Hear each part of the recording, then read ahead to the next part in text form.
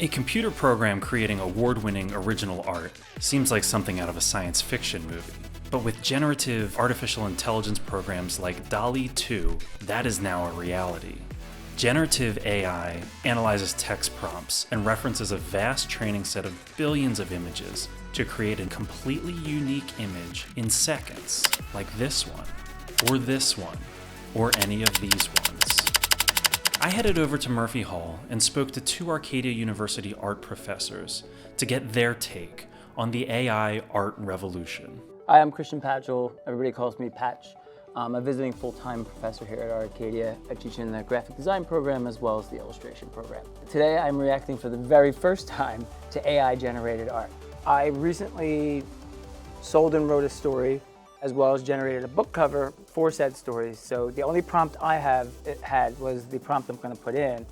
Green werewolf dressed in 1970s clothing, cop. Okay, so this is scary good.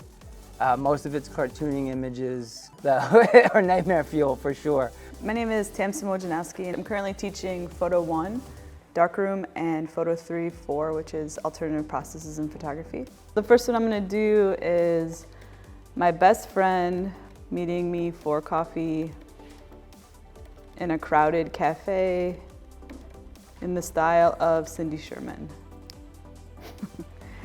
That's funny. So definitely nailed the style of Cindy Sherman. And I didn't think about it, but Cindy Sherman does all self-portraits, so Cindy Sherman is now my best friend meeting me for coffee. That's cool. Wow, okay. The more detailed, the better the artwork gets. When I typed in Creature with Skull, pulp-inspired science fiction, and it's pretty accurate. Now the nightmare has been turned around. It's off the screen and it's now facing every artist that's going to use these programs. The other thing that's kind of alarming, how quick. And I think it's interesting when you are working with people, how it decides what those people look like when it doesn't have any information about what I look like. And so it's curious to see like the view it's taking. There's actually more diversity in these images than some of the other ones I had been playing with earlier, which was like kind of bugging me, the first few that I did, but this actually is pretty good. My students are currently working on a recipe assignment.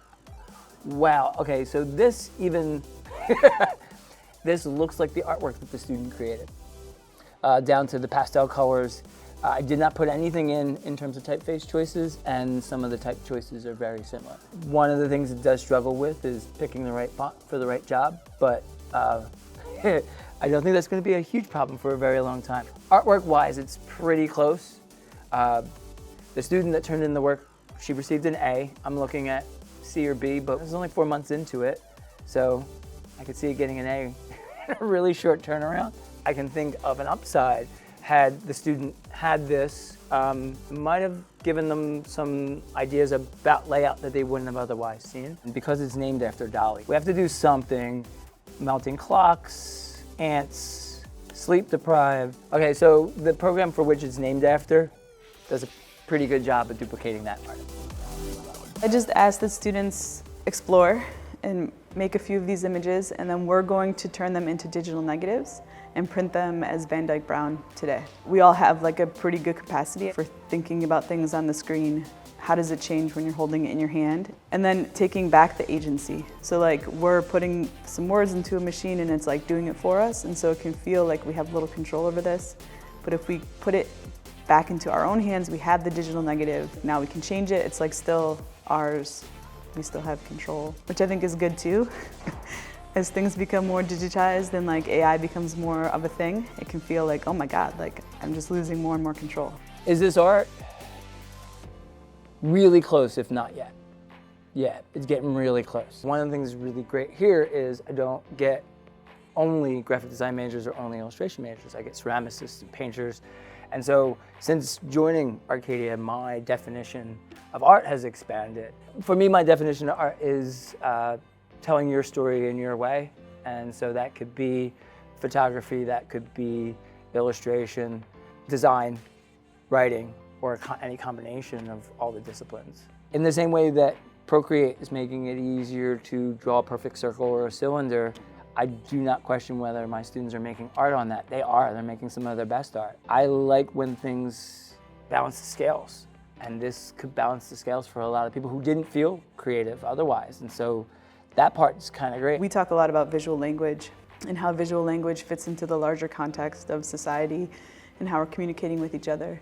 And I think the more voices and the more individuals that we can invite to the table, no matter what it is that they're producing, I think that's the important part, because I think it is about communication and community building. So like, sure, yeah, great, let's do this. It can feel threatening at first, but this is just like another tool. It's another way to figure out how to manipulate visual communication, the visual language, to make ourselves understood.